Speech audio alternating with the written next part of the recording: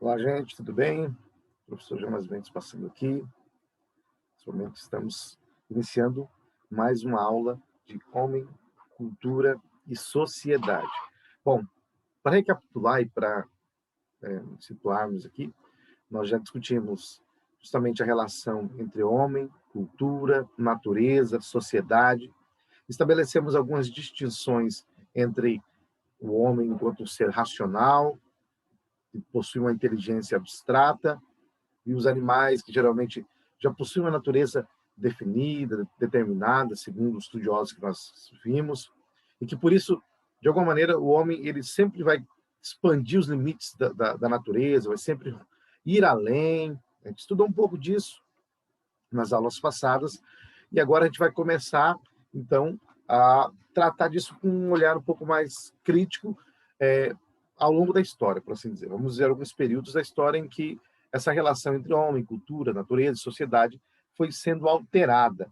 Nós vivemos em um período, podemos chamar de contemporaneidade, sociedade moderna, ou, como alguns preferem, podemos dizer que vivemos na pós-modernidade, certo?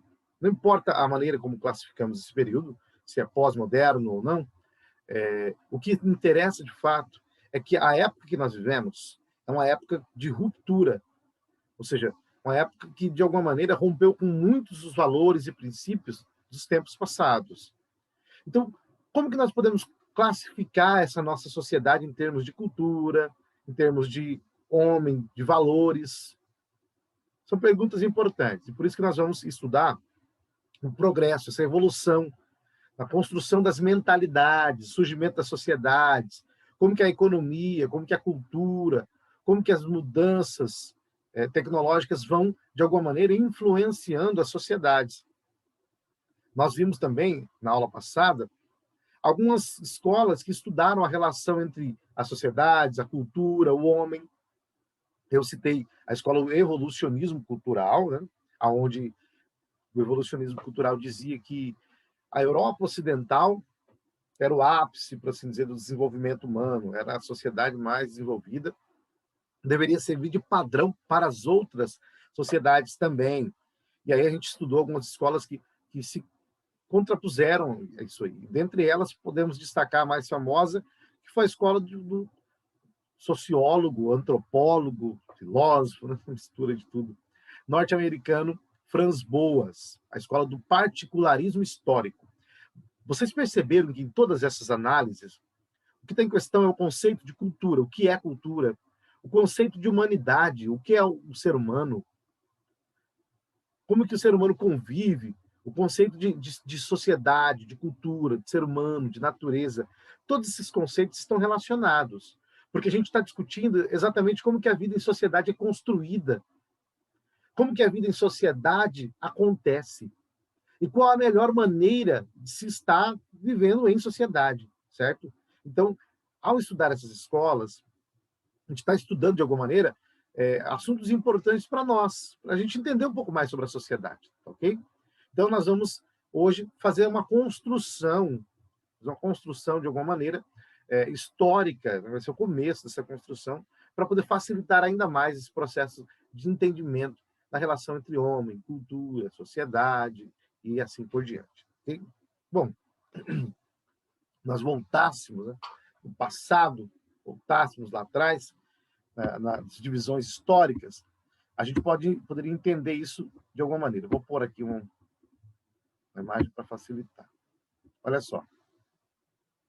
Nós temos aqui algo que talvez ajude vai facilitar um pouco no entendimento. Os divisões da história. Então, nós temos aí 4.000 anos antes de Cristo, certo? Aonde se acredita que foi quando inventaram a escrita, certo? Então, a história ela começa com a invenção da escrita, pelo menos é o que se convencionou, estabeleceu através de uma convenção. Antes da invenção da escrita, esse período era chamado de pré-história, certo? Pré-história. Pré-história tem várias fases. Quando a escrita vai ser inventada em 4.000 antes de Cristo, então começa-se a história antiga. A história antiga, ela vai até 476 depois de Cristo. Então começa em 4000 antes de Cristo e vai até 476 depois de Cristo.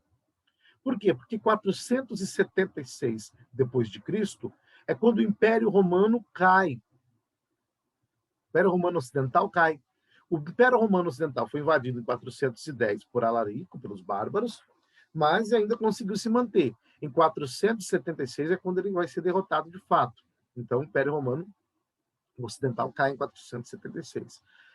Em 476 termina, então, a Idade Antiga. E aí vai começar a Idade Média, certo? A Idade Média. A Idade Média ela vai de 476 a 453, um período aí de aproximadamente quase 1000 anos, certo? Sendo que a Idade Média ela tem duas divisões, né? A Alta Idade Média, que é no início, que é quando a Idade Média está no seu ápice, e a Baixa Idade Média, que é quando a Idade Média já começa a decair, em termos culturais, políticos e tudo mais. Então, por que em 453? Porque em 453 foi quando a cidade de Constantinopla foi tomada pelos turcos, que eram islâmicos, também chamados de otomanos. Eles tomaram Constantinopla, ou seja, o Império Oriental, o Império Romano Oriental, certo? Constantinopla era a capital do Império Romano Oriental, eles tomaram Constantinopla, certo? Venceram, também chamado Império Bizantino, tá? Venceram o Império Bizantino, certo? E mudaram o nome de Constantinopla para Istambul. Hoje, Constantinopla se chama Istambul, tá? Mudaram o nome de Constantinopla para Istambul. A cidade de Constantinopla foi fundada pelo imperador Constantino. Então, ele colocou o nome, né, de Constantinopla quase como homenagem a ele mesmo. E aí, em 453, Constantinopla cai, vai ser tomada, e também ao fim da Guerra dos 100 Anos, entre França e Inglaterra. Então, marcando o final da Idade Média, 1453 marca o fim da Idade Média. E aí, de 1453 até 1789, entende-se que geralmente é a modernidade. É a modernidade, tá? 1789 é quando tem início a Revolução Francesa, tá? Quando tem início a Revolução Francesa, 1789. E a modernidade ela vai durar aí, né, até... É claro que essas datas elas não são exatas, não são absolutas, nem todo mundo concorda com isso, tá? A gente só está trazendo aqui as datas para a gente saber que existe, né? Então, aí de 1789, a Revolução Francesa, até 1950, 1960, outros colocam até 1970, alguns colocam até antes. Aí termina a modernidade e iniciaria pós-modernidade. Bom, seria uma espécie de divisão, né? Vamos seguir isso aí, então, tá? Períodos da história.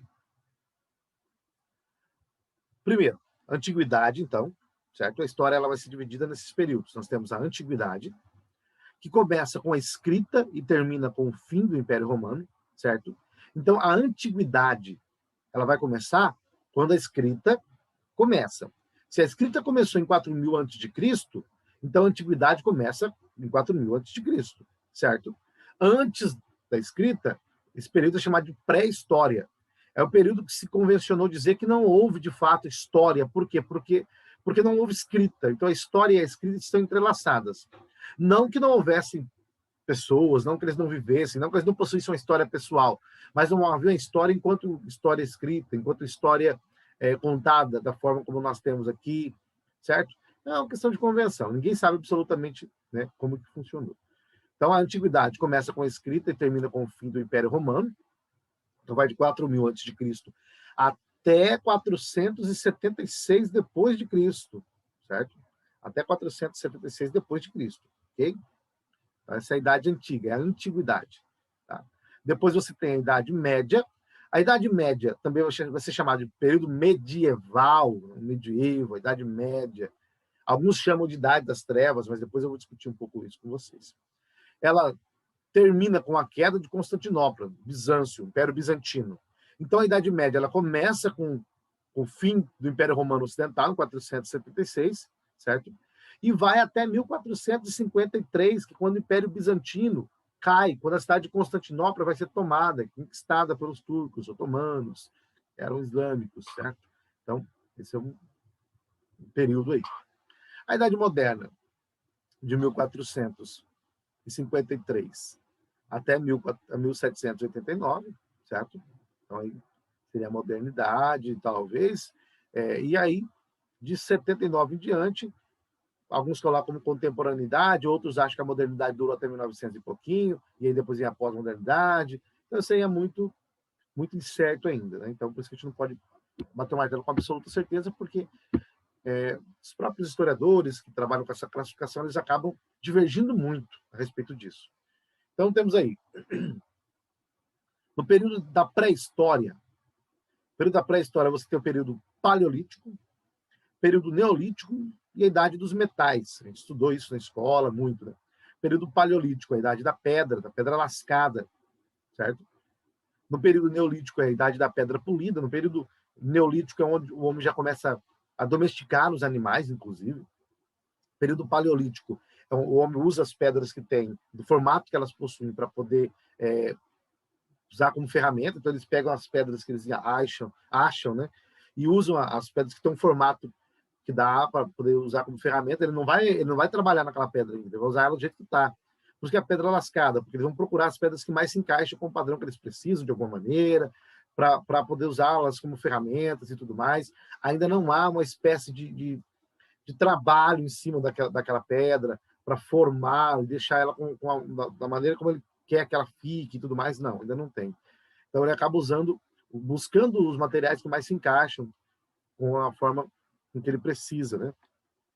O período neolítico é o período já da pedra polida, onde as pessoas já começam a forjar as suas próprias ferramentas, já começam a construir as ferramentas da maneira como eles querem, já começam a trabalhar as pedras, eles já pegam as pedras, pegam a madeira, pegam o que precisa e trabalham com elas, já vão formar as ferramentas da forma como eles necessitam. Também no período neolítico é o período em que os homens começam a domesticar os animais, certo? Então, no período paleolítico ainda, me parece que os homens ainda vivem uma vida bem nômade, ou seja, eles vivem andando, né, de região em região. Já no período neolítico, é onde, de alguma maneira, já temos a idade da pedra polida, já temos também a domesticação dos animais, de alguma maneira a agricultura parece que já começa a aparecer no período neolítico. Então, o homem, no período neolítico, ele já se torna um pouco mais gregário e também sedentário. A palavra sedentário vem de sede. No período neolítico, o homem já começa a ter uma sede, ou seja, já começa a ter um lugar fixo para morar. Enquanto que no período paleolítico, me parece que o homem ele ainda está vivendo conforme os outros animais. Geralmente, como que os animais vivem? Bom, os animais estão aqui, em uma determinada região, né? E aí, quando acaba a alimentação nessa região, o que eles fazem? Eles buscam alimento para outra região, eles vão embora, eles migram, abandonam essa região e procuram alimento em outra região. É assim que eles fazem. Então, os homens, em seu primeiro momento, eles viviam assim. Eles estavam em uma região e eles comiam o que tinha naquela região. Quando a alimentação naquela região se acabava, eles buscavam um outro lugar onde houvesse alimento. Então, eles não ficavam em um único lugar. Eles estavam em um determinado lugar até enquanto houvesse alimento suficiente naquele lugar. Quando acabasse o alimento naquele lugar, as plantas que eles comiam, algo do tipo, eles partiam para outra região, certo? Isso era comum. Geralmente também a vida, nesse momento, ela se dava mais em torno de grandes rios, de águas, concentrações, principalmente no período neolítico, né? Em torno de concentrações de água, certo? Então, no primeiro momento, no período paleolítico, não tinha o fogo ainda, mas parece que o fogo surge depois. Então, não tinha essa possibilidade, por exemplo, de cozinhar comida, nada disso. Então, as pessoas comiam o quê? A carne geralmente era comida quase que perto da putrefação, perto do apodrecimento. Por quê? Se tornava mais macia e tudo mais. Então, os animais geralmente comiam assim. O ser humano, né, comia assim porque não tinha um dente potente, tão potente quanto os outros animais para rasgar a carne. Se alimentavam também de vegetais, do que a natureza oferecia.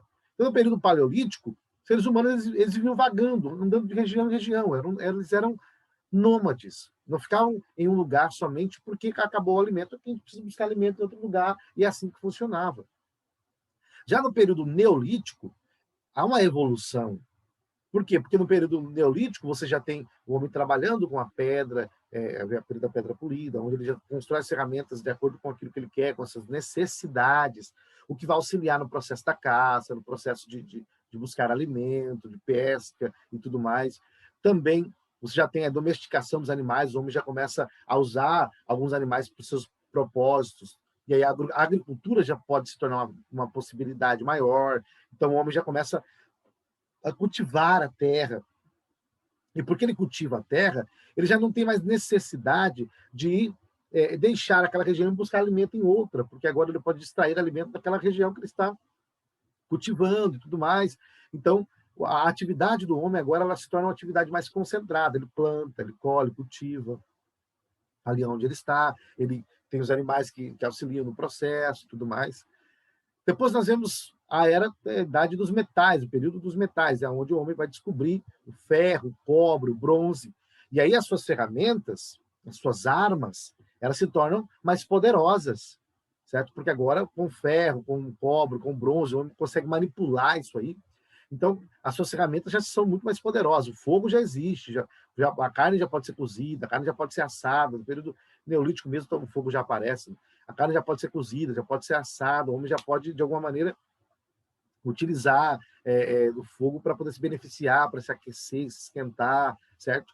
Com a descoberta dos metais, com a idade dos metais, isso facilita ainda mais a vida do homem, porque agora ele pode usar os metais para construir armas mais poderosas e muito mais eficazes no processo de caça, no processo de se defender, porque eu comentei com vocês que o homem, em questão de natureza, ele é um ser limitado, porque ele não tem força, uma força muito grande, ele não tem uma agilidade, não tem, nós somos limitados. Então, nós precisamos de outros recursos para poder nos defender. Senão a gente vai se prejudicar, a gente vai acabar sendo morto aí rapidamente, porque os outros animais são fortes. Então, o que faz com que o homem se destaque? São a sua inteligência, as suas invenções, a sua criatividade. E isso já está no mundo da cultura. A cultura já aparece aí, certo? Tudo aquilo que o homem faz, né? Toda a ação do homem sobre a natureza, transformando a natureza, podemos chamar de cultura. Cultura é a ação do homem sobre a natureza, transformando-a, adaptando-a para que ela se encaixe melhor às suas necessidades. O homem, ele não precisa meramente chegar em um lugar e viver ali, e depois que acabou o alimento, ir embora, procurar outro lugar. Não. Ele pode transformar aquele lugar. Ele pode adaptar aquele lugar para que ele se encaixe melhor com aquilo que ele precisa, com suas necessidades e tudo mais. Então, isso já é cultura. É a ação do homem sobre a natureza, transformando a natureza, fazendo com que isso resulte em cultura, certo? Então, o período da pré-história pode ser dividido nessas três fases aí, tá? Que é o período paleolítico, período neolítico e o período da idade dos metais, certo? Já o período da história, são os três períodos que eu coloquei para vocês aqui, que é a idade antiga. A idade antiga, para recapitular, começa, então, com a escrita, em aproximadamente 4.000 anos antes de Cristo, certo? E a antiguidade, a idade antiga, a antiguidade, ela vai até 476, com a queda do Império Romano Ocidental. Em 476 começa, então, a Idade Média, que vai até 1453, com a queda de Istambul, ou, desculpa, Constantinopla, que depois se chamaria Istambul, Império Bizantino. 1453, então, até 1789, é aquilo que nós chamamos de modernidade. Alguns tendem a mudar as datas, às vezes, tá? Isso é muito relativo. E aí depois se entende que talvez de 79 para cá é contemporaneidade, ou que vai só até 1900 e pouquinho, aí começa a pós-modernidade. Bom, isso já é assunto de discussão, né? Mas o que nós vamos focar um pouco hoje aqui vai ser a cultura da Idade Média, certo? Quando nós olhamos para a Antiguidade, o que a gente percebe? Na Antiguidade, geralmente os povos já tinham um costume um pouco avançado em algumas questões. Quando a gente pega, por exemplo, os povos como os gregos, os romanos e tudo mais, já tinham costumes de alguma maneira um pouco mais avançados. Só que nós vai nos interessar mais hoje a Idade Média. Por quê? Porque a Idade Média é um período de transição, é um período importante para a modernidade, certo? E aí a gente vai precisar olhar isso com atenção, então vamos dar olhada na Idade Média. Cultura, a ideia de cultura, de homem, natureza na Idade Média. Tá? Bom, primeira coisa. A Idade Média, às vezes, é chamada de período das trevas, período medieval. Por que se chama Idade Média? Bom, se chama Idade Média porque convencionou-se dizer que há antiguidade, modernidade e Idade Média. Então, a Idade Média é aquele período que está no meio, ou seja, entre a antiguidade e entre a Renascença, entre a modernidade. Então, a Idade Média seria o período medieval, que está no meio, medieval. Ou, alguns chamavam de período das trevas. E no século XVIII, aproximadamente, com o Iluminismo, convencionou-se chamar a Idade Média de período das trevas. Por quê? Porque se dizia que na Idade Média, isso no século XVIII, se dizia que na Idade Média o conhecimento não floresceu, que a humanidade ficou estagnada, ficou parada, atrasada. Dizia-se que a Idade Média foi um período de escuridão intelectual, escuridão para a humanidade, em que a igreja dominava, em que os homens tinham preocupações teológicas, em que as pessoas ficavam tentando descobrir quantos anjos poderiam dançar na cabeça de um alfinete, ou se uma mosca caísse no azeite ungido, se ela sairia de lá ungida ou se o azeite se tornaria impuro, sabe? Essas coisinhas, questiúnculas, coisas que não levam a lugar nenhum. Então dizia-se que a Idade Média ficava discutindo essas coisas, que era um período infrutífero, improdutivo, um período de estagnação intelectual, em que a humanidade ficou atrasada. Então, dizia-se que havia a antiguidade. A antiguidade era um período de efervescência intelectual, com os gregos, Sócrates, Platão, Aristóteles, e aí vieram os romanos, você tem Porfírio, Virgílio, você tem Horácio, você tem Sêneca, Epiteto, ou seja, você tem muitas pessoas aí que produziram, grandes intelectuais, mas aí vem a Idade Média. A Idade Média não tem mais nada, acabou. Essa é a ideia que se tinha com o Iluminismo. Então, a Idade Média foi classificada como o período de trevas, a Idade de Trevas, porque dizia-se que a Idade Média é um período em que a humanidade ficou estagnada. Só que isso é mentira. Hoje em dia, os historiadores já não têm mais essa concepção. Tá? Hoje em dia não se pode mais dizer isso, não se pode mais falar que a Idade Média foi um período de trevas. Por quê? Porque a Idade Média foi um período de produção de conhecimento muito intenso. Na verdade, grande literatura que possuímos veio da Idade Média. Grande literatura. Decameron, por exemplo, de Boccaccio. Nós temos a Divina Comédia, de Dante Alighieri. Nós temos Os Miseráveis, de Victor Hugo. Nós temos tanta coisa, tanta obra de arte, tanta produção, tanta música, tanta coisa que veio da Idade Média.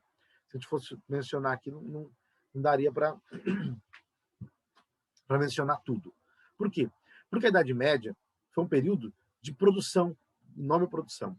Os monges, os padres, os frades, aqueles que ficavam confinados, o que eles faziam? Eles traduziam as obras de Aristóteles, as obras de Platão, eles copiavam as obras dos filósofos, obras literárias, de maneira que essas obras foram preservadas com o tempo.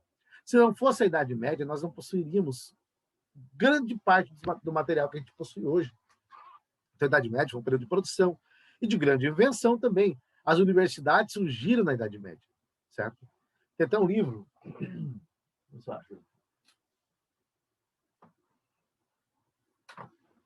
Aqui, ó. Esse livro é um livro excepcional. Jacques Legoff, um historiador. A Civilização do Ocidente Medieval. Esse livro é um livro excepcional para desmistificar essa ideia de uma Idade Média como um período de trevas. Ele diz o seguinte na inscrição: traduzido para mais de 20 idiomas, esse livro foi traduzido para mais de 20 idiomas.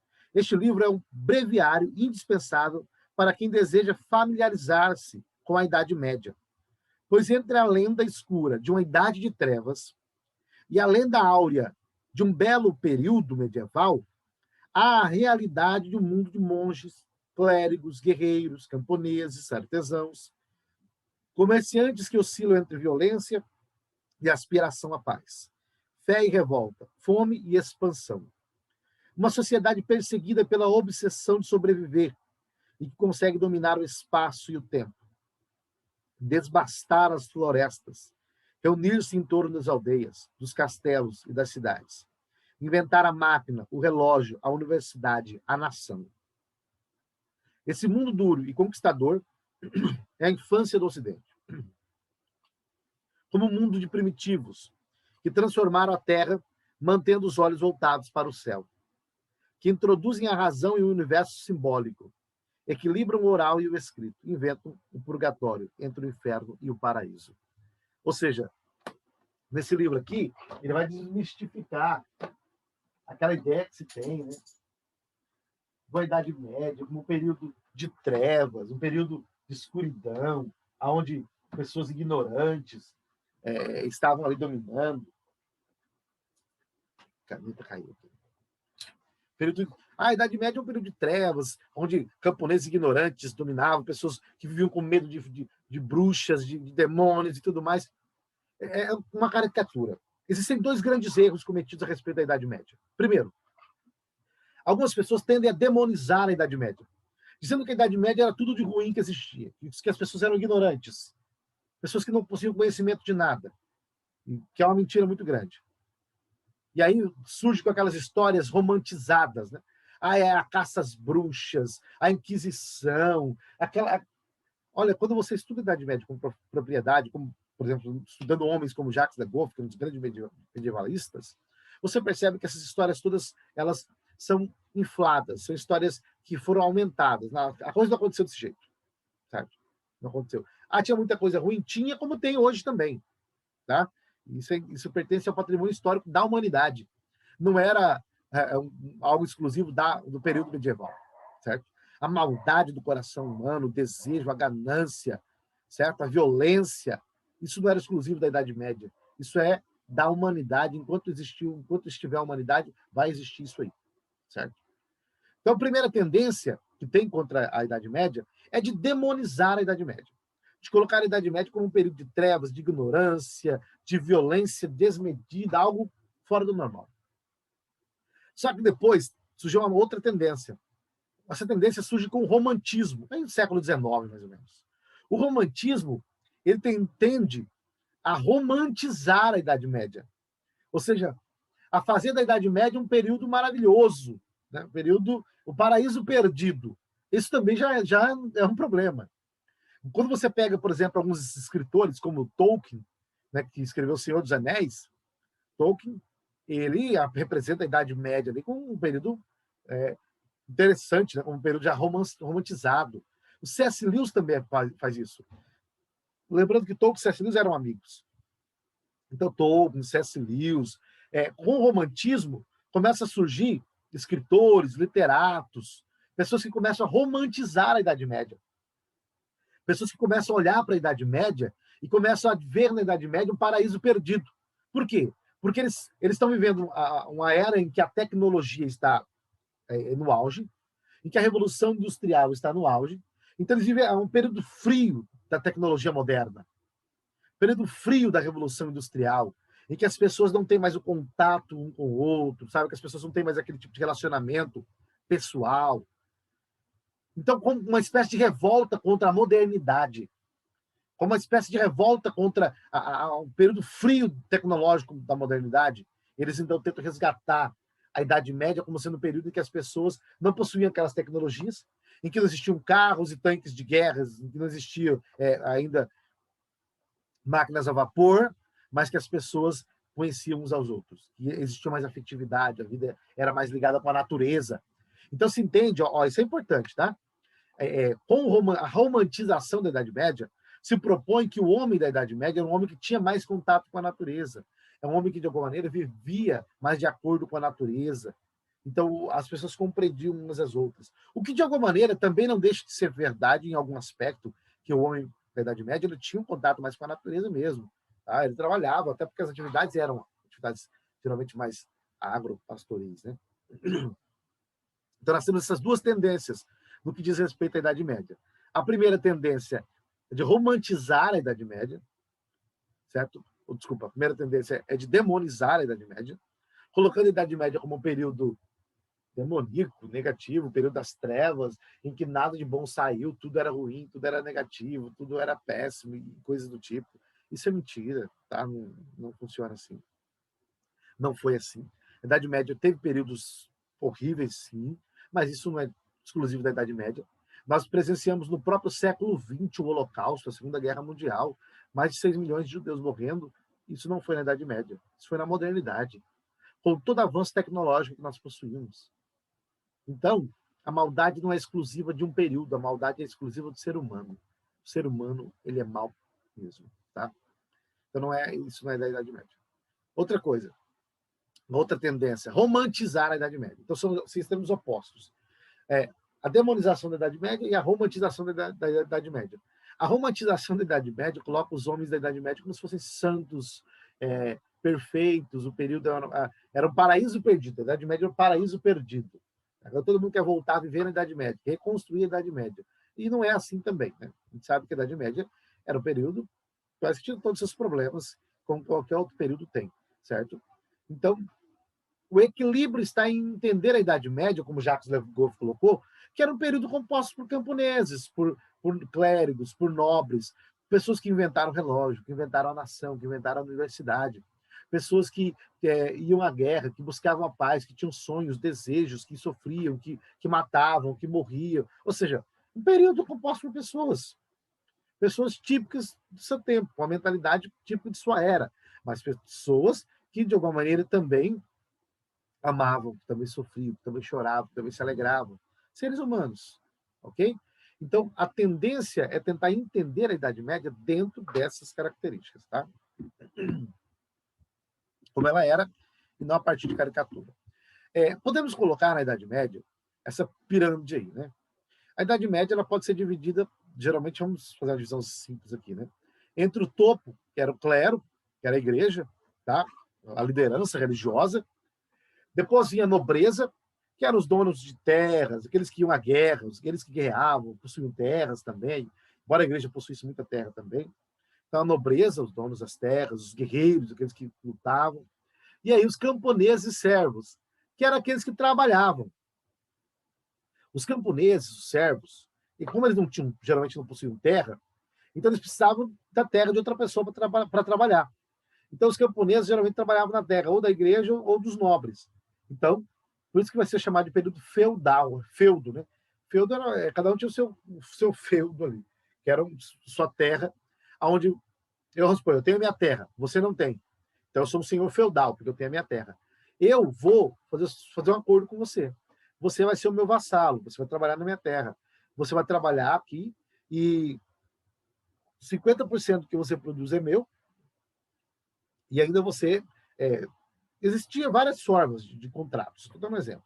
50% que você produz é meu. Ou você vai trabalhar nessa pedaço de terra aqui, certo? Que eu vou te ceder, só que você vai trabalhar 2 dias para você e o resto vai trabalhar para mim na minha terra, aqui na outra parte da minha terra, plantando para mim. Ou então você vai plantar em toda a terra e 20% que você produz é seu, o resto é meu. Ou 50% é seu, o resto é meu. Ou seja, existia inúmeras formas de acordo. Só que no fim das contas, todos giravam em torno do quê? Você vai trabalhar para mim na minha terra, cultivando a minha terra, e eu vou te proteger, vou te dar proteção, não vou deixar que te roubem, não vou deixar, se alguém vier para tentar roubar ou guerrear, eu vou te proteger, porque eu sou um senhor feudal. Eu tenho poder, eu tenho terra, eu tenho exército, eu tenho mercenários ao meu favor. Então, eu sou o senhor de terra. E você não tem nada, você é pobre, você precisa sobreviver, então você vai trabalhar na minha terra. Então, existia muito isso. O período feudal era uma era em que as pessoas trabalhavam muito nas terras, dos grandes donos das terras, né, os camponeses, os vassalos, os plebeus, aqueles que não tinham dinheiro, precisavam trabalhar na terra dos senhores feudais, ou dos senhores feudais poderiam ser a própria igreja ou a nobreza. Eles trabalhavam nessas terras para poder sobreviver, e com isso a nobreza e o clero enriquecia cada vez mais, tá? Porque geralmente os camponeses e os servos trabalhavam só para sobrevivência. A economia da Idade Média era a economia de subsistência, não era uma economia de acúmulo. Isso aqui é muito importante para a gente entender como que funcionava a cultura e a mentalidade do homem na Idade Média, tá? O homem da Idade Média, ele não estava preocupado com acúmulo, até porque na Idade Média não se usava a moeda. A Idade Média, ela estava centrada no escambo, ou seja, na troca.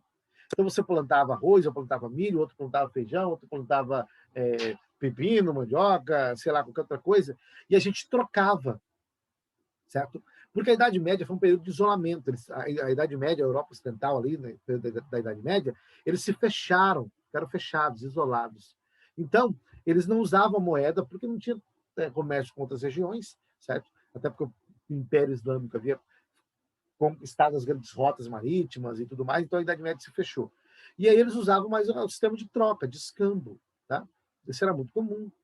Então, não havia moeda. Então, não havia acúmulo também, certo? O tipo de riqueza que tinha naquela época era o quê? Era terra e coisas do tipo, tá?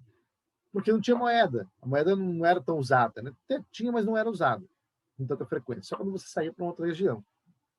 Então, ali dentro dos limites do período da Idade Média, da Europa Ocidental e tudo mais, o que mais se funcionava era troca. Então, não havia economia de acúmulo. Por que você vai acumular alimento? O alimento é perecível, certo? O alimento é perecível. Então, o alimento que você tinha, você trocava, você comprava terra, você ia fazendo isso. Então, os camponeses, eles trabalhavam para sobreviver. O que eles buscavam era sobrevivência, certo? Os camponeses, então, eram aqueles que estavam na base, na parte mais inferior da pirâmide. Por quê? Porque o trabalho deles era o trabalho, por assim dizer, né, o trabalho profano. Por quê? Porque eles que trabalhavam com a terra. A palavra profano vem de comum, aquilo que era comum, eles que trabalhavam com a terra. Eles que estavam trabalhando ali com as pessoas que, de alguma maneira, iam plantar, colher e coisa do tipo. Aí eu vou colher, eu vou plantar. Então você vai trabalhar com a terra. O seu trabalho é profano porque é o trabalho mais inferior. Embora fosse importantíssimo para a sobrevivência, mas é inferior. Porque é o trabalho braçal. A Idade Média tinha muito isso do trabalho braçal, era inferior. Porque eles herdaram isso dos gregos. Os gregos tinham essa ideia de que a vida mais digna é a vida contemplativa, a vida dedicada a contemplar as atividades mais excelentes, que são as atividades teoréticas, né? A atividade teorética é a atividade do pensamento, da contemplação. Enquanto que as atividades poéticas, que são as atividades produtivas, são as atividades inferiores. Então, os escravos produziam, os escravos trabalhavam, eles que produziam. Isso é sempre os escravos. Enquanto que os filósofos, as pessoas mais importantes, políticos, eles vão dedicar a sua vida à atividade teorética, que é a atividade do pensamento, da contemplação. Então, para os gregos, a atividade por excelência é a atividade contemplativa, do pensamento, não a atividade braçal. De maneira que para eles existe o ócio digno, né? É o ócio digno, o ócio, uma vida de ociosidade, mas esse ócio é o ócio digno, porque você dedicou a sua vida a contemplar, a pensar e coisas do tipo, certo? A Idade Média ela herda isso dos gregos e eles seguem o mesmo padrão. Então, quem vivia no topo da atividade por excelência era o clero, porque o clero trabalhava para Deus, o clero exercia sua atividade para o Senhor. Então, o clero trabalhava para Deus, o clero, né, aquele era que fazia as missas e coisas do tipo. Então, o trabalho mais santo e sagrado era do clero. A nobreza estava no meio, intermediário. E os camponeses na base, era o profano. Os camponeses, então, precisavam da nobreza para poder ter a terra para trabalhar, porque eles eram senhores feudais. Então, os camponeses precisavam da nobreza para ter a terra para trabalhar, para poder sobreviver. E também precisavam da proteção da nobreza, porque era a nobreza que protegia os camponeses, os servos, coisas do tipo. E tanto camponeses quanto nobreza precisavam do clero, porque o clero era aquele que mediava a relação deles com Deus. Você não tem acesso direto a Deus. Você precisa da igreja, você precisa do clero para você se relacionar com Deus. Certo? Então, por quê? Porque a liderança, o Papa, o padre, naquela época, eles eram conhecidos como vicaris filii Dei, né? Ou seja, o substituto do filho de Deus. Então, ele que está aqui para mediar a sua relação com Deus, você não tem acesso a Deus. Porque as suas atividades são inferiores, são profanas. Então, somente uma pessoa santa que está com a vida consagrada vai ter uma relação com Deus, então você precisa deles para mediar a sua relação com Deus. Então, era uma pirâmide, assim que funcionava a antiguidade. E as pessoas viviam, na Idade Média, as pessoas viviam assim, né? Vamos estabelecer algumas distinções aqui. Valores medievais. O tempo pertence a Deus, assim, é pecado emprestar dinheiro a juros, ou seja, cobrar juros pelo tempo em que ele teve emprestado. No período medieval, a concepção de tempo ela estava subordinada à ideia da igreja, à ideia de Deus. Porque no período medieval, a visão que se centrava era uma visão teológica, teocêntrica. Tá? Teocentrismo, Deus, teos, centro. Deus era o centro. No período medieval, A vida das pessoas girava em torno de uma concepção teocêntrica, centrada em Deus, certo? Na fé em Deus, a igreja. A igreja era o representante de Deus, porta-voz de Deus. Então, tudo que se fazia, fazia-se porque a igreja recomendava, era o que Deus queria, pelo menos era o que se dizia. Então, no período medieval, a usura era considerada um pecado. O que era usura? Emprestar a juros. Você não pode emprestar a juros. Por quê? Porque o tempo não te pertence. O tempo pertence a Deus. Então, como que você cobra por algo que não te pertence? O tempo não é seu, o tempo é de Deus. Então, as pessoas não podiam emprestar a juros, certo? Isso era proibido. Até porque no Antigo Testamento tem essa proibição também, né? Segundo, a fé é mais importante que a razão. Embora a razão fosse importante na Idade Média, a Idade Média não desprezava a razão. Tanto é que você tem grandes pensadores, como, por exemplo, o próprio Agostinho de Hipona, que está aí no limiar desse período da Antiguidade para a Idade Média. Você tem o Santo Anselmo depois, o Guilherme de Ockham e tantos outros mais, de pessoas que valorizavam a razão. Só que a razão é limitada. A razão nos leva só até um período. O importante é a fé, porque as verdades mais fundamentais dos seres humanos são aquelas verdades reveladas por Deus, que só podem ser recebidas pela fé e não pela razão. A razão é importante, a razão nos ajuda a entender o mundo, nos ajuda a entender as coisas. Tanto é que São Tomás de Aquino usou a sua razão para estudar a natureza, para estudar o mundo, para entender as coisas, baseado em Aristóteles. Só que as verdades mais importantes para o ser humano são as verdades reveladas. E só a fé que pode acessar isso. Por quê? Porque a razão ela é limitada, ela vai ter um período. Mas quando a razão para, a fé ela transpõe isso. A fé, você se relaciona com Deus é pela fé. Por quê? Porque Deus se revela a nós. Então a Idade Média entendia isso. Que o importante era a fé. A razão era importante, mas a fé era mais importante. Tópico 3. As ações coletivas são valorizadas. As pessoas consideram-se membros da cristandade. Então, na Idade Média, você não tinha o individualismo, que é típico da modernidade. Na Idade Média, você tinha a ideia da coletividade. Nós pertencemos a um todo, à cristandade, pertencemos a uma grande comunidade, uma grande família. Todos somos filhos de Deus, todos nos relacionamos com Deus. Então, existia essa ideia da coletividade. Por isso que era mais fácil você ter troca dos alimentos, coisas do tipo. Isso acontecia com mais facilidade por causa do pensamento coletivo que imperava na modernidade. Tá? 4. Deus está no centro das atenções. É o teocentrismo. Então, se entendia que Deus era o centro de tudo. Nós devemos viver para Deus. E Deus é que determina tudo. Deus é que comanda. A vontade de Deus que deve ser buscada e deve ser realizada em todos os momentos. Mas como que nós vamos conhecer a vontade de Deus? A gente que está trabalhando no campo. Nós que não sabemos ler, somos analfabetos. Deus revela a sua vontade para a igreja. E a igreja passa isso para nós. Então, nós conhecemos a vontade de Deus por aquilo que a liderança passou, o clero, porque o clero são os representantes de Deus. O clero está em contato com Deus direto. Lembra da piramidezinha? O clero é que está no topo. Então, o clero está em contato com Deus. Então, a gente faz aquilo que Deus manda e Deus fala com a igreja. A igreja é o representante de Deus. Certo? A Idade Média respeitava muito a igreja. A igreja tinha um lugar de autoridade para a Idade Média, certo? Então, para eles isso funcionava. O tópico 5. O corpo é a fonte de pecado. Então, na Idade Média, existia muito essa ideia ainda de acreditar que a matéria, de alguma maneira, ela é má. O corpo, enquanto matéria, então é fonte de pecado, é fonte de desejo, fonte de lascívia. Então, nós somos engodados e atraídos pelo pecado por causa do desejo da carne, do corpo. Então, a gente tem que lutar contra os desejos da carne, os desejos do corpo. Por isso que na Idade Média você tem muito aquela tendência de flagelar-se, ou seja, o ascetismo. Aquelas pessoas que flagelizavam o seu corpo, batiam no seu corpo, surravam o seu próprio corpo. Por quê? Porque eles querem se libertar dos prazeres carnais. Libertar-se dos prazeres da carne. Então, se flagelavam o seu próprio corpo, se batiam, coisas do tipo, certo? Você tinha também, na Idade Média, uma tendência ao isolamento, às vezes, por parte de algumas pessoas. Então, algumas lideranças, por exemplo, se isolavam. Eles queriam viver isolados, nos monges, monastérios, porque eles entendiam que, se isolando, eles poderiam viver uma vida de santidade com mais facilidade. Então, existiam aquelas pessoas que se isolavam para tentar buscar a santidade. Existiam aquelas pessoas que também não queriam se casar, porque eles achavam que se casasse seriam menos santos, porque teriam um relacionamento sexual com sua esposa, com seu esposo, sei lá, e isso tornava-os menos santos. Então, eles se casavam, evitavam ter relação sexual, porque o corpo é fonte do pecado, é fonte de desejo.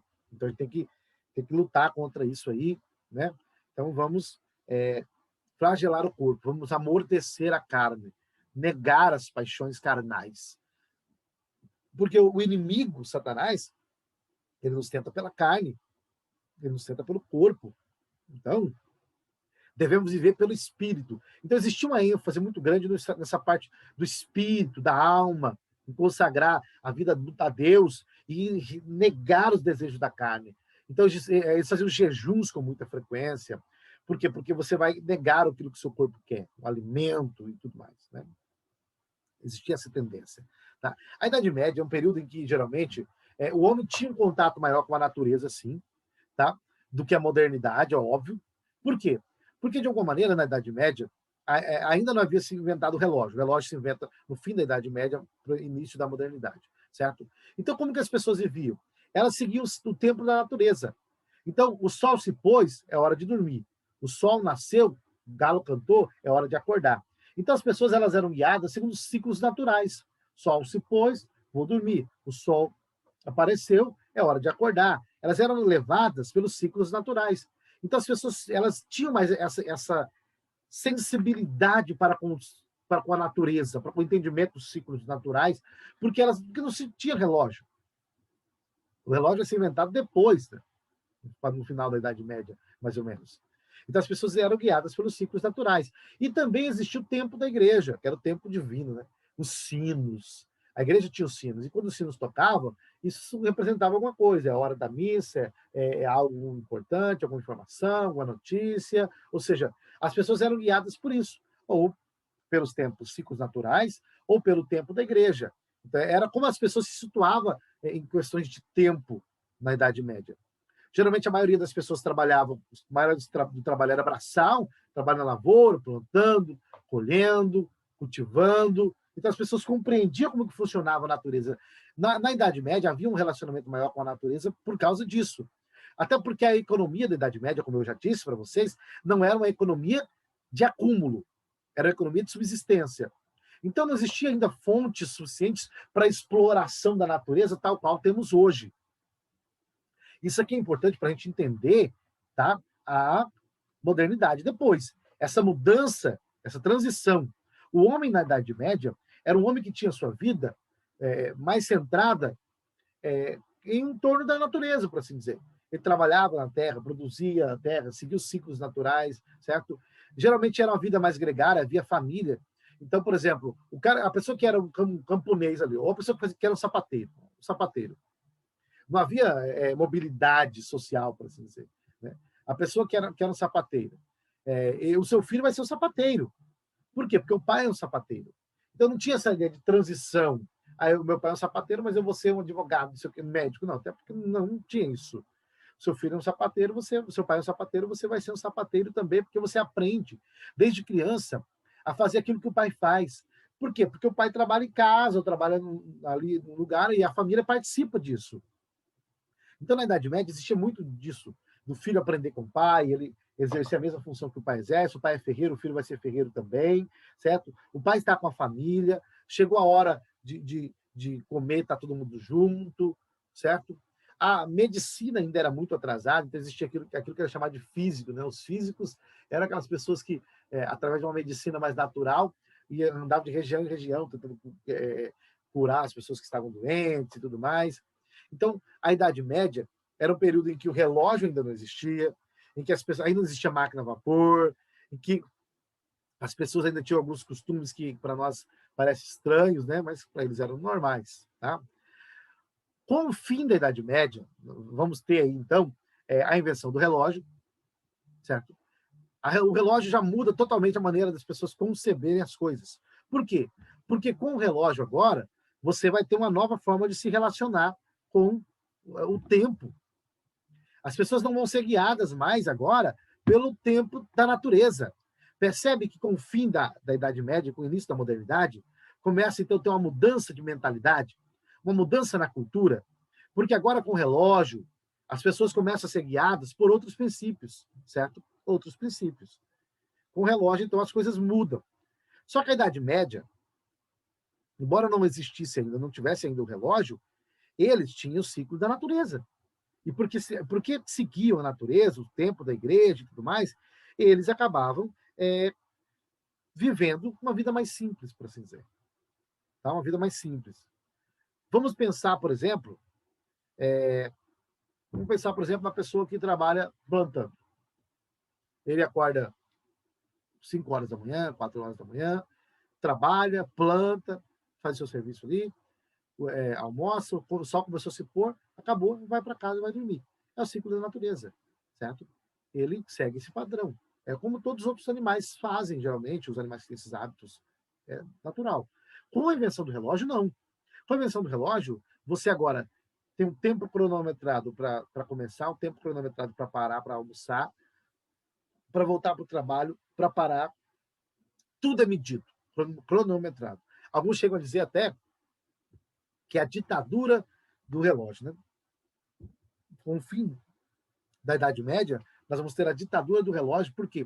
Porque agora o relógio que manda, é a hora, tudo é cronometrado, tudo está bem marcado.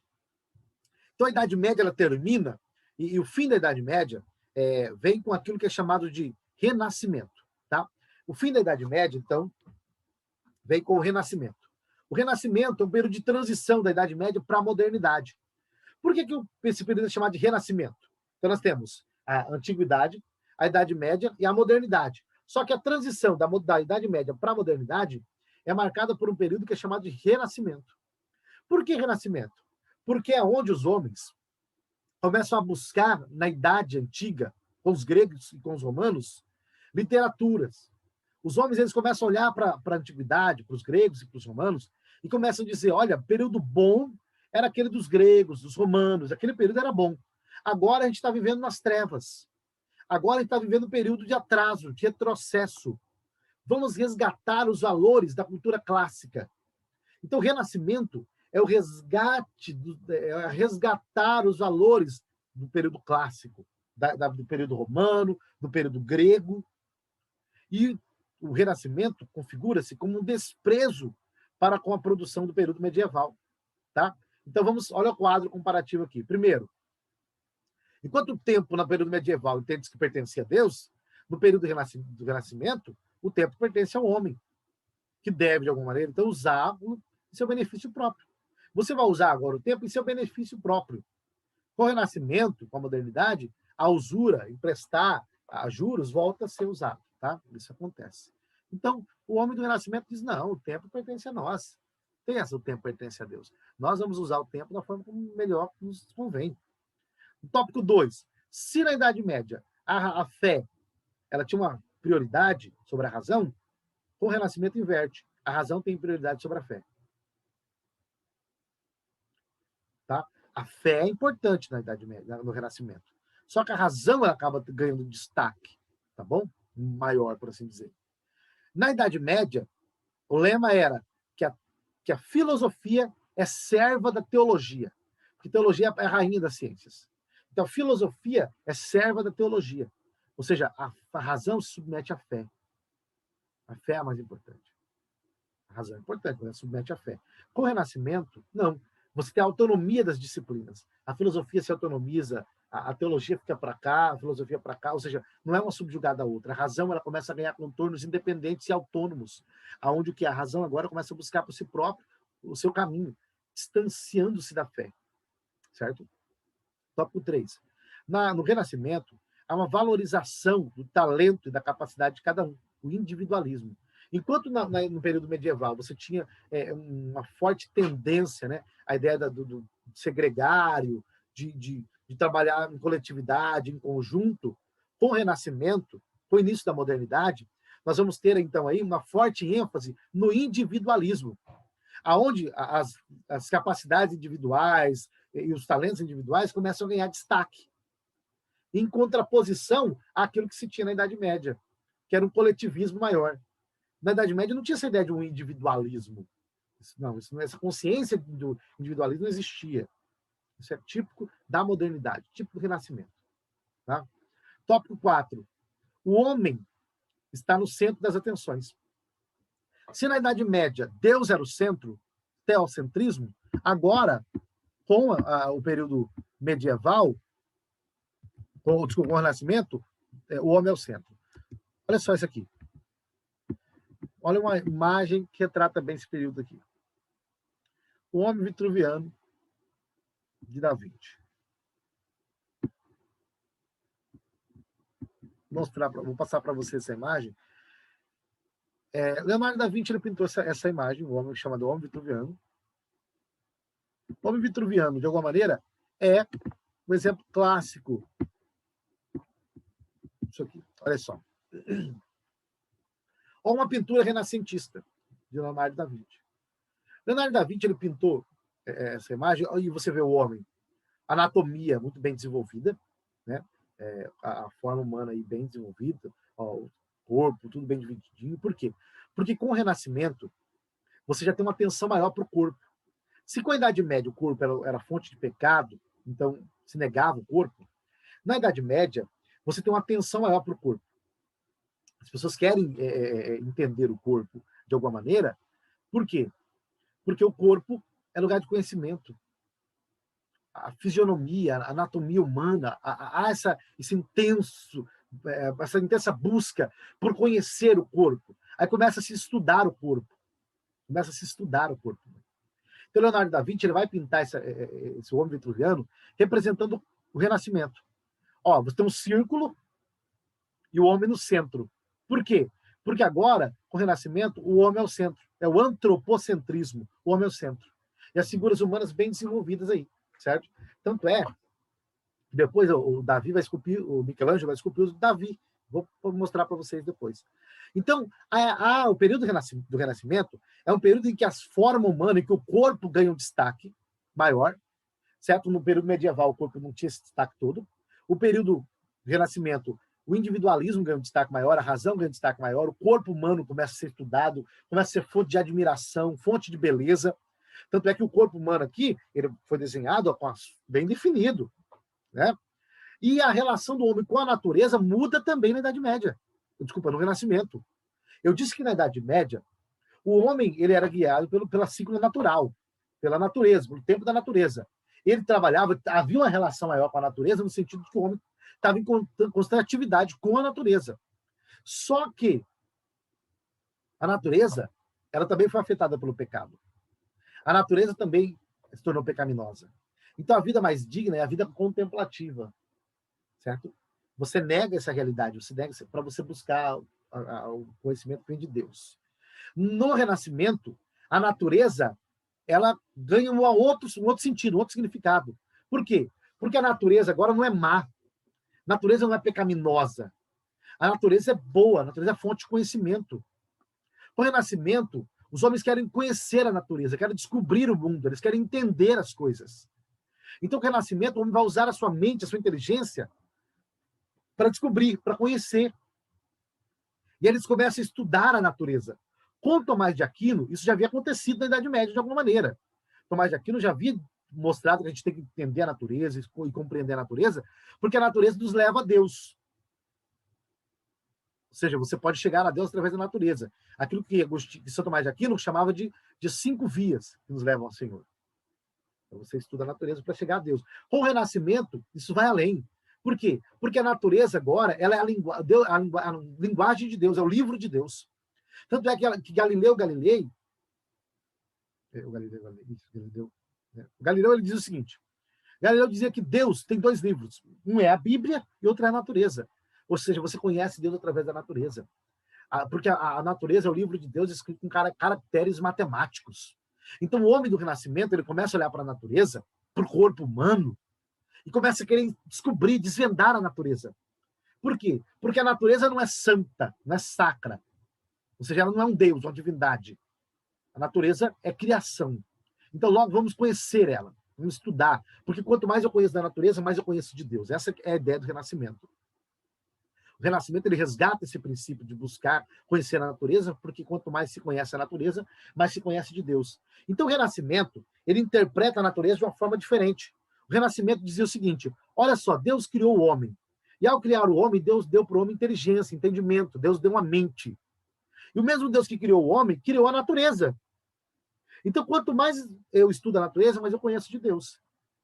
E eu consigo conhecer a natureza, entender a natureza, porque o mesmo Deus que criou a natureza, criou a minha mente. Então, o Renascimento não despreza Deus. Ele não despreza Deus. Só que o Renascimento não coloca Deus e a igreja no centro. O Renascimento ele tem um problema com a igreja. O Renascimento geralmente não tem tanta ênfase na igreja, mas é no homem, na natureza, na racionalidade, na capacidade humana, em descobrir, em conhecer, em inovar. É o conhecimento humano. Agora é o homem que vai ser o centro, e não mais Deus ou a igreja. Deus é importante, sim, mas Deus quer que você conheça, quer que você use a sua razão, o seu entendimento, porque Deus te deu isso. Essa é a ideia do Renascimento. Vamos ver aqui o Davi de Michelangelo, né?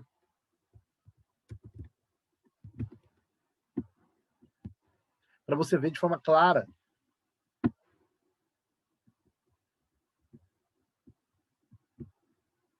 Olha só.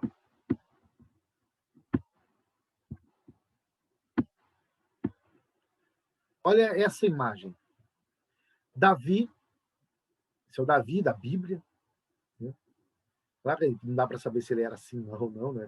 O Michelangelo imaginou ele assim.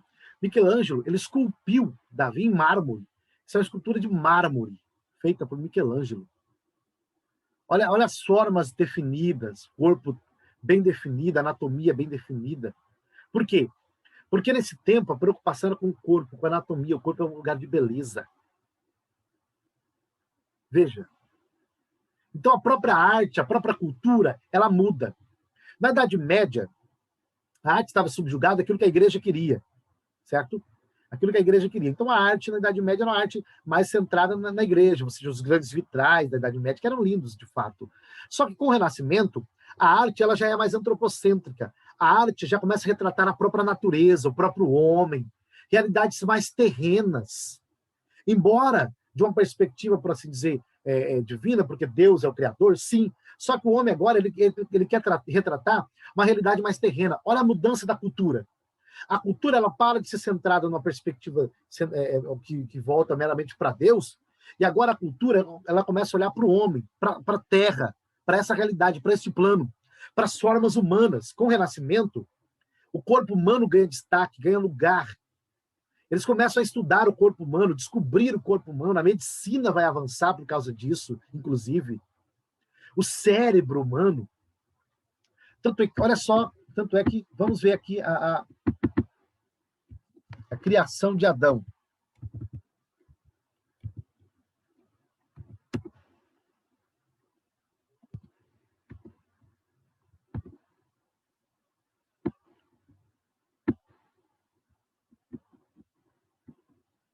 Olha aqui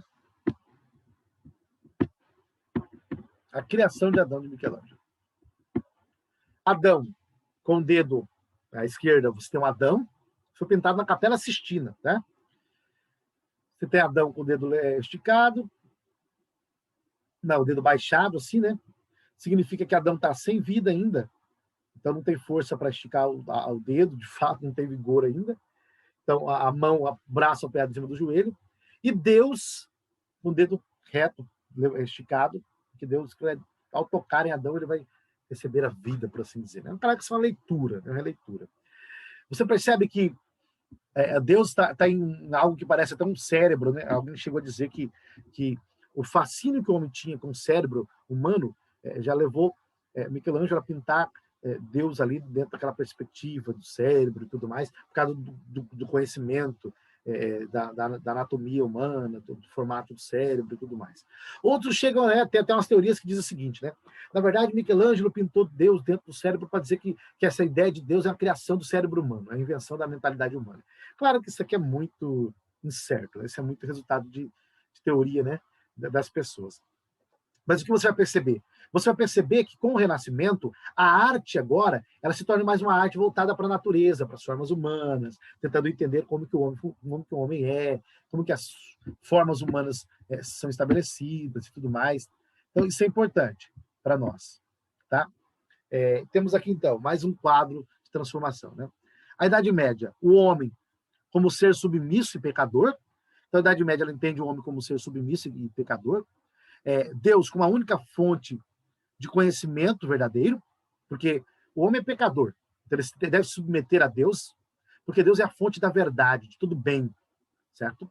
E o domínio cultural da igreja. Então, a igreja que domina. Por quê? Porque Deus fala conosco através da igreja. É a igreja que vai mediar nossa relação com Deus. Então, a gente precisa da igreja para poder mediar a nossa relação com Deus, certo? Não há salvação fora da igreja. Esse é o lema que veio de São Cipriano. Então, não há salvação fora da igreja.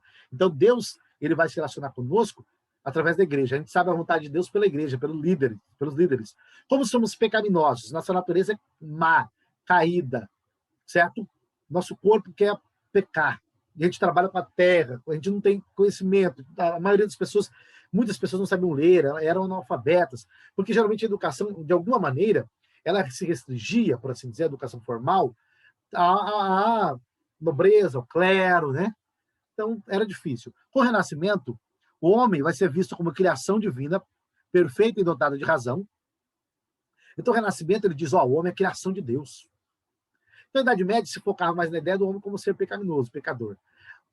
O Renascimento, ele vai dizer, não, o homem é criação de Deus. Por isso que o homem é um ser belo. Porque Deus deu a ele a razão para descobrir, para entender. Então, por isso que se explora o corpo humano, por isso que se explora a anatomia humana, com Davi, com Michelangelo. A Pietà, por exemplo, que Michelangelo fez, é uma coisa linda. Olha só a Pietà de Michelangelo. Vou pegar essa, acho que é como... Olha só essa imagem.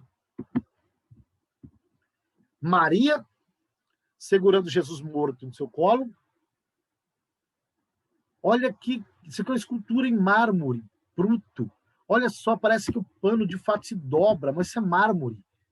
É de uma perfeição absurda. Michelangelo que esculpiu isso aí. A Pietà, Maria segurando Jesus morto. Veja as formas humanas. Então, ou seja, no Renascimento, a arte, a cultura, ela ainda é religiosa. Mas ela não está subjugada, por exemplo, à igreja de fato mais. Embora tanto Michelangelo vai pintar a Capela Sistina, vai ter um papel importante ali e tudo mais, na Basílica de São Pedro, só que a própria arte agora retrata realidades humanas também. Realidades humanas. Você tem a valorização das formas humanas, a valorização da natureza enquanto fonte de conhecimento. A ciência ela começa a ganhar com isso, porque agora os homens começam a buscar, descobrir as coisas. Percebe a mudança? Uma mudança significativa, né? Então, a natureza como fonte de conhecimento. Então, a natureza é fonte de conhecimento, por isso que a gente deve buscar conhecer a natureza, descobrir, desvendar. A ciência ganha um forte ênfase aqui. E a recuperação da cultura clássica. Por que a recuperação da cultura clássica? O que seria isso? Recapitulando, então, eu disse que com o Renascimento há um certo preconceito para com a Idade Média. O Renascimento ele tem um certo preconceito com a cultura da Idade Média. Por quê? Porque o Renascimento vai dizer que a cultura da Idade Média é uma cultura atrasada, uma cultura retrógrada. Então, o Renascimento era marcado pelo classicismo, ou seja, é o resgate da cultura clássica, é o resgate da cultura greco-romana. Então, a forma humana que os gregos valorizavam muito começa a ter destaque no Renascimento. Porque os gregos e os romanos valorizavam as formas humanas também. Certo? Eles valorizavam as formas humanas. A razão que os gregos valorizavam tanto era importante. E aí, com o Renascimento, o que você tem? Um resgate dessas formas. Um resgate dessa cultura. Dessa literatura. O Renascimento também tem um lema chamado ad fontes, ou seja, o retorno às fontes. É onde a literatura grega começa a ser traduzida para o latim, para a língua deles. E aí Platão, Aristóteles, Horácio, Virgílio, Homero, as literaturas gregas e romanas começam a ser lidas. Então você tem um humanismo. O Renascimento, ele é chamado um período de humanismo. Por isso que o Renascimento também vai ser chamado de período de antropocentrismo. Por quê? Porque o homem que está no centro agora é o humanismo do Renascimento. É o humanismo, só que não é um humanismo ateu. Ou seja, eles defendem o homem, crê no homem, busca exaltar as habilidades e capacidades humanas, as formas do corpo humano, estudam a natureza, mas eles ainda creem que o homem é a criação de Deus. Que o homem é uma criatura. Deus criou o homem. Por isso que o homem é bom. Deus criou a natureza, por isso que a natureza é boa. Essa é a ideia. E com o Renascimento, você tem aquela ideia... O Renascimento despreza o pecado, sabe? Eles não estão ligados tanto com essa ideia do pecado. Porque, como a Idade Média tinha. A Idade Média tinha essa ideia, o homem é pecador. Não. O Renascimento está pensando, olha, o homem, ele é ignorante. Então, ele precisa de conhecimento. Ele precisa de educação. No Renascimento, a ênfase vai ser na educação. Porque o homem precisa aprender a ler, o homem precisa conhecer. Então, ele tem que ser formado enquanto indivíduo na paideia. Ou seja, a paideia era o sistema educacional da Grécia Antiga. O homem precisa ser educado, precisa ser formado. E qual é a melhor cultura para formar o homem? É a cultura grega e romana, cultura clássica. Então, com o Renascimento, você tem um resgate da cultura clássica, o resgate da educação clássica, para formar o homem enquanto um indivíduo completo. Então, isso, com a Idade Média, com o Renascimento, melhor dizendo, você tem essa ênfase muito grande na educação clássica, na educação grega, na educação romana, certo? Nos parâmetros que os gregos usavam. Os gregos usavam um sistema de educação que era chamado de paideia, que era educação integral, formar o homem como um todo, como ser integral.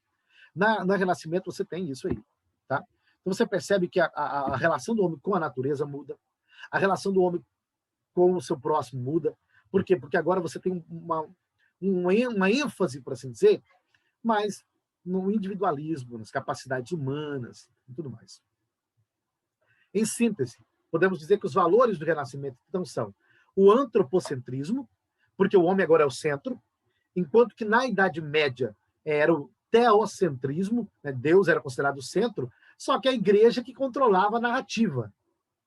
A igreja que controlava a narrativa. Né? Como que saber o que Deus quer? A igreja que fala. Então era a igreja que controlava a narrativa divina. Certo? Com o Renascimento é o antropocentrismo, é o homem que passa a ser o centro. Você também tem no Renascimento o individualismo, certo? Por quê? Porque a Idade Média ainda era centrada na coletividade. Ainda existia muito o coletivo na Idade Média. Isso era uma coisa muito forte. O Renascimento, não. O Renascimento vai priorizar as capacidades humanas, as habilidades humanas. Então você tem uma ênfase maior no indivíduo, no sujeito. Tá? No indivíduo que desenvolve as suas capacidades, que desenvolve a sua natureza enquanto ser racional, criado por Deus, que vai cultivar as suas faculdades. Daí que vem a ideia de cultura. Cultura tem a sua raiz no cultivo e no culto. Ou seja, você vai cultivar as suas faculdades. Você vai cultivar a sua racionalidade. Vai desenvolver a sua natureza de acordo com a educação conforme os clássicos tinham, conforme antigamente se prezava. Por isso que também o Renascimento vai ser o período classicismo. O que é o classicismo? É o resgate da cultura clássica. Qual que é a cultura clássica? A cultura greco-romana. Tá? A cultura dos gregos e dos romanos. Certo? Os ideais, os valores, não são os valores da Idade Média. Os valores que o Renascimento vai defender não são os valores que a Idade Média prezava. Não. Os valores que o Renascimento defende são os valores, geralmente, que os gregos e romanos defendiam. É claro que, isso é importante distinguir isso, é claro que o Renascimento vai resgatar os valores gregos e romanos, só que esses valores vão ainda passar pela luz do cristianismo. Porque o Renascimento é ainda, a sociedade do Renascimento é ainda uma sociedade cristã. O cristianismo ainda exerce influência, certo? Então, ainda vai ter essa ênfase nos valores gregos e romanos, só que os valores ainda que passam por um prisma cristão, pela fé cristã ainda, tá bom? Naturalismo. Isso também vai ser algo que o Renascimento vai valorizar. Ou seja, uma busca pela natureza como fonte de conhecimento, como fonte de bem. A natureza não me serve simplesmente para plantar e para colher. Eu preciso da natureza. Não. Agora, a minha relação com a natureza muda. Por quê? Porque Deus criou a natureza. Então, a natureza é fonte de beleza, é fonte de admiração, fonte de contemplação. O homem busca descobrir a natureza. Agora ele vai pintar a natureza, vai retratar a natureza, a arte. A arte busca retratar a natureza, por quê? Porque a natureza vem das mãos do Criador, então ela é bela. Então ela serve para me elevar em espírito. Ela serve para me espantar, eu vou admirar a beleza da natureza. E eu vou descobrir, eu vou conhecer, eu quero desvendar os mistérios da natureza, porque quanto mais eu conheço a natureza, mais eu estudo, mais eu contemplo a natureza, mais eu me aproximo de Deus, porque Deus criou a natureza. Então começa a ter aí uma espécie de veneração, de admiração para com a natureza. Perceba? Então a natureza agora é lugar de destaque também. O naturalismo do Renascimento. Tá? Então a relação do homem com a natureza muda também drasticamente no Renascimento. Curiosidade científica. Então o homem agora ele começa a querer descobrir. Ele quer descobrir coisas a respeito do mundo e a respeito do seu próprio corpo. O estudo da anatomia humana vai se fortalecer. Tanto é que a arte, a gente já viu aí vários, né, algumas imagens em que as formas humanas são retratadas de uma maneira muito bem desenvolvida e delineada. Por quê? Porque a ciência ela vai ganhar um impulso muito forte a partir da razão humana, que quer descobrir a natureza, que quer descobrir os segredos, a mente do Criador através da criação. Essa é a ideia. O espírito crítico. Então, há um criticismo muito grande com o Renascimento também. E o espírito crítico está justamente nas autoridades religiosas, inclusive. Né? Com o Renascimento, o homem não quer mais ficar subjugado àqueles ideais da Idade Média, em que a igreja controla tudo. Não. A igreja, no Renascimento, ela perde sua autoridade enquanto autoridade central. O homem agora ele confia na sua razão. O homem agora confia em si mesmo. Isso é uma característica da modernidade. Por isso que vem o individualismo. Tá?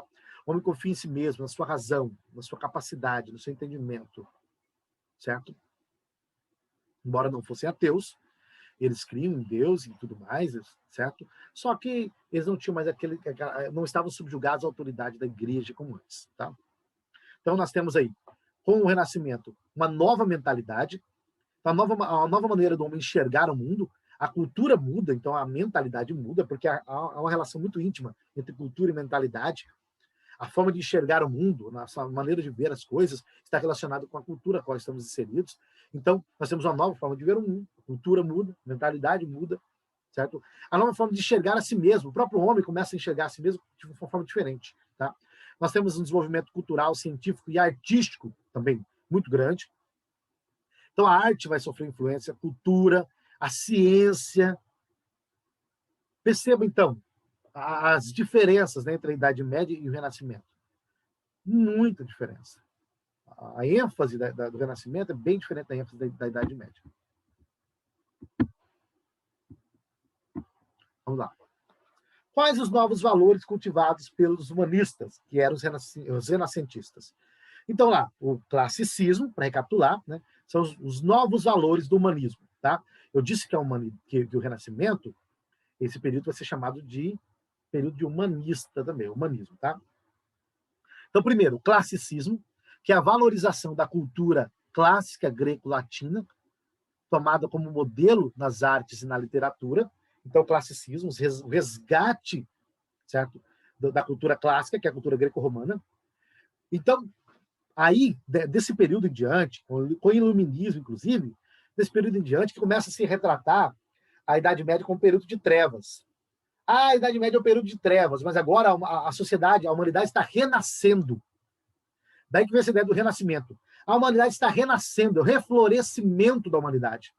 Por quê? Porque na Idade Média a humanidade ficou estagnada, parada, não tinha cultura, não tinha nada. Agora a humanidade vai renascer. E como que a humanidade vai renascer? Resgatando a cultura clássica, os valores greco-romanos. É claro que a gente sabe que isso é uma ilusão, né? Eu já disse para vocês que a Idade Média não foi um período de trevas, coisa nenhuma. A humanidade não estava adormecida, porque no período da Idade Média houve intensa produção cultural. Intensa produção cultural. É claro que a Idade Média tinha suas desvantagens, como qualquer período tem. Tá? Só que essa narrativa do Renascimento também não é totalmente verdadeira, né?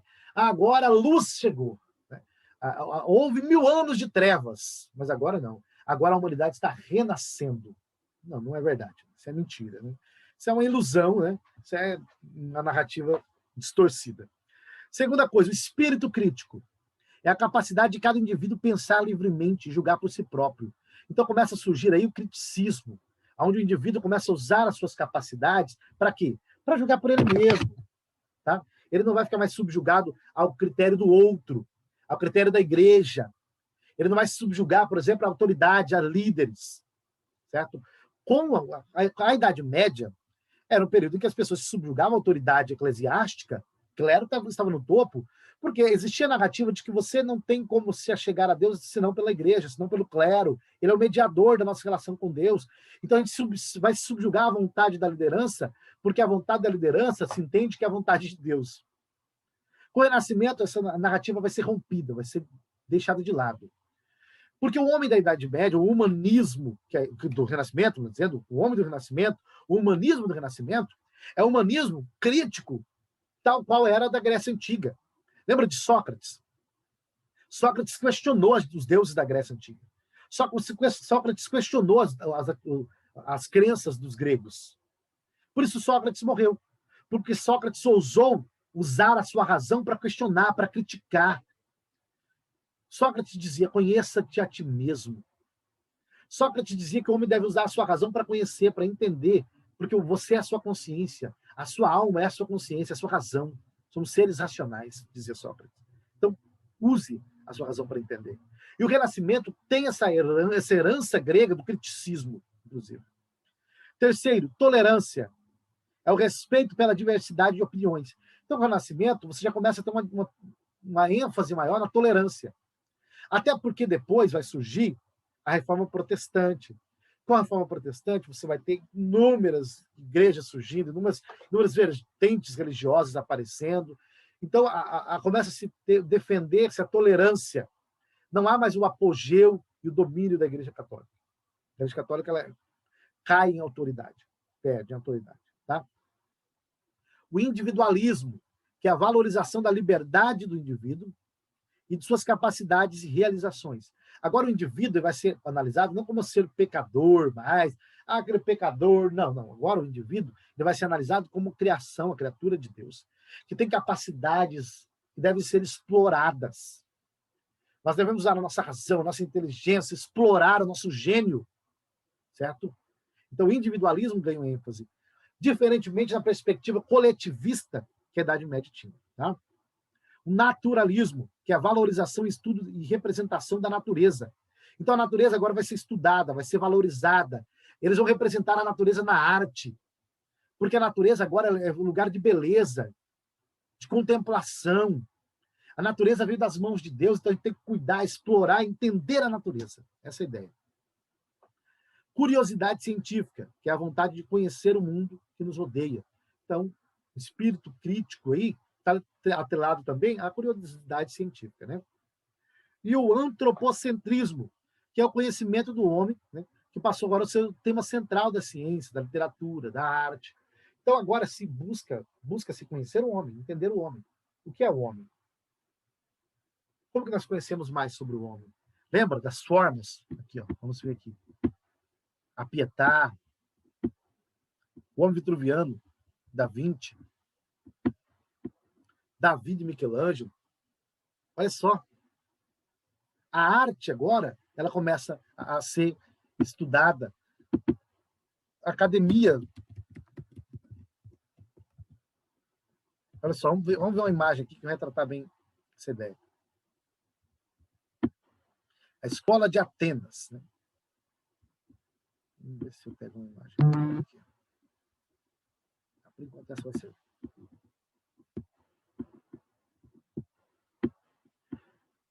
Pintado, eu acho que foi por Rafael, nesse período do Renascimento, o desejo pela Grécia Antiga. Olha só. Essa imagem é chamada de Escola de Atenas, pintada por Rafael, no Renascimento, pintura renascentista, retratando o cenário da Atenas antiga. Aqui estão todos os filósofos. Todos os filósofos gregos estão aí. Então, Rafael retratou o quê? O desejo que eles tinham de resgatar a cultura grega, a apreciação que eles tinham pelos gregos. Agora, essa mesma imagem, se você olhar o centro dela, você vai ver duas pessoas, uma de azul e uma de vermelho. É Platão e Aristóteles. Vou colocar essa imagem um pouco mais perto. Aqui, ó. Platão é o de vermelho. Olha, perceba que o dedo de Platão aponta para cima. Já Aristóteles está com a mão erguida apontando para baixo. Apontando para baixo. Por quê? Platão aponta para cima, Aristóteles aponta para baixo. É como se Platão estivesse dizendo: o verdadeiro mundo é o mundo das ideias, é o mundo lá em cima, o mundo superior. Esse mundo aqui é um mundo de sombras. E é como se Aristóteles estivesse dizendo: não, o verdadeiro mundo é esse aqui, ó. Esse é o mundo que existe. O Renascimento, então, resgata Platão, resgata Aristóteles, resgata a cultura grega, na arte, na literatura. A visão do mundo é uma visão mais humanista, centrada no homem, tentando entender a literatura, educar o homem de acordo com os clássicos da Grécia Antiga, da Roma Antiga. Então, a mentalidade muda, a cultura muda, as ciências, a arte, a própria religião vai ser influenciada de forma significativa por isso, tá? Isso aqui é importante para a gente entender a transição que a sociedade vai enfrentar, a mudança que a sociedade vai enfrentar, certo? Do Renascimento, depois da Idade Média, para a modernidade, certo? E como que a cultura vai ser afetada drasticamente, tá bom? Então, essa aula é importante para a gente entender a transição que se está enfrentando a sociedade para chegar no que temos hoje. Cultura de massa, cultura massificada, consumismo lá em cima, pessoas objetificadas, o individualismo extremo, o desrespeito para com o outro, exploração da natureza, a ditadura do relógio. Tudo isso é resultado de uma evolução, de uma progressão. Eu estou usando a palavra evolução, mas não significa que seja positiva, pode ser negativa, né? Porque, como já dizia John Gray, evolução tecnológica não significa evolução moral. Então, temos que ver isso aí também, tá? Então, a aula de hoje, ela veio para a gente refletir um pouco sobre isso, refletir um pouco sobre esse período, um pouco sobre essa transição, essa mudança, tá? Da história da humanidade. A gente viu aí alguns períodos, né? Período da pré-história, Idade Antiga, Idade Média, Idade Moderna, Idade Contemporânea, só que a gente não viu todos, tá? A gente só viu as divisões, só que a gente vai ver esses períodos com mais detalhes à medida que a aula vai acontecendo, porque a gente vai entendendo como que a sociedade vai construindo essa ideia de relação humana, de cultura, de arte, de homem, sociedade, tá bom? Natureza. A gente vai entender a evolução dos conceitos. Isso que é importante para nós, tá bom? Então, com mais detalhes, né? A gente viu aí os períodos, tá? Eu espero que tenha ficado bom para vocês aí, que tenha dado para entender. Tem um documentário aqui, ó, eu deixei aqui para mostrar.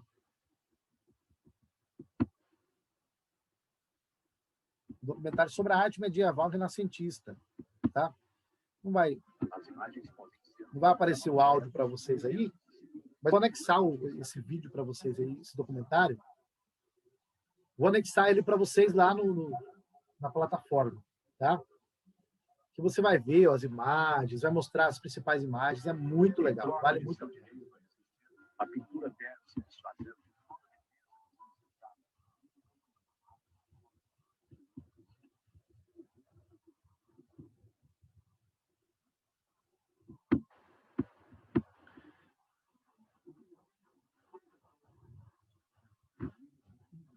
Olha, as catedrais góticas, né? Que eram aquelas catedrais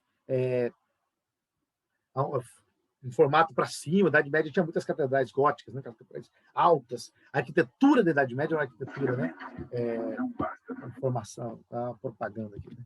A arquitetura da Idade Média era uma arquitetura mais gótica, centrada em catedrais que se apontavam para cima, lá, para o céu, né?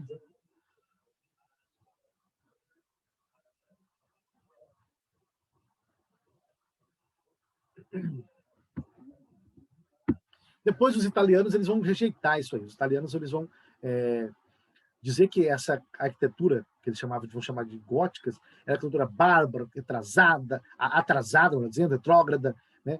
Então os italianos vão desprezar esse tipo de arquitetura. Já com o Renascimento, até porque na Itália o Renascimento foi muito forte, tá? Então é bom vocês darem uma assistida nisso aí, para entender essa mudança de pensamento, essa mudança na arquitetura, na cultura, tá? Então, vou anexar para vocês lá depois o vídeo. Bom, gente, é isso aí. Um abraço a todos. Eu espero que essa aula tenha contribuído para a gente entender um pouco mais sobre a relação entre homem, cultura, sociedade, natureza, tá bom? E como eu disse, nessa aula a gente já está vendo uma espécie de progressão na história da humanidade, da evolução da mentalidade, da cultura, da arte. A gente não consegue ver isso com muitos detalhes porque não é a intenção da disciplina. A intenção da disciplina é que a gente tenha uma consciência de como que a humanidade sempre evoluiu no que diz respeito aos conceitos, à cultura, ao homem, à sociedade, à natureza, como que a gente pode compreender a relação entre o homem com o próximo, com a própria natureza, como que a vida em sociedade vai ser constituída. Então, a intenção da disciplina é nos dar consciência, certo? Do processo de humanização, entendendo que a educação está atrelada ao processo cultural, ao processo de humanização, certo? E que por isso que devemos conhecer a cultura, conhecer a sociedade, conhecer as relações que se estabelecem com os indivíduos. Então, essa é a ideia, tá, da disciplina. E aí, então, fica aí para vocês essa contribuição. Assistam as outras aulas, quem não assistiu ainda, tá? Assista as outras aulas lá. E aí, na próxima aula, a gente vai dar continuidade, então, entendendo quais são as principais transformações da modernidade, certo? Quais foram as principais transformações da modernidade? Porque agora a gente viu muito, né, do Renascimento aí, já está dentro da modernidade, só que a intenção hoje foi mais traçar as distinções, modernidade, Renascimento, Idade Média, Renascimento, Idade Média. Então, na próxima aula, a gente vai ver as principais transformações da modernidade. Por que a modernidade mudou a maneira de se entender o mundo? Porque a modernidade mudou a maneira de se interpretar o homem, inclusive, de forma tão drástica. Então vai ser mais ou menos isso que nós vamos estar vendo lá depois, tá bom? Um abraço a todos. Fica aí para vocês, então, essa aula de hoje, tá?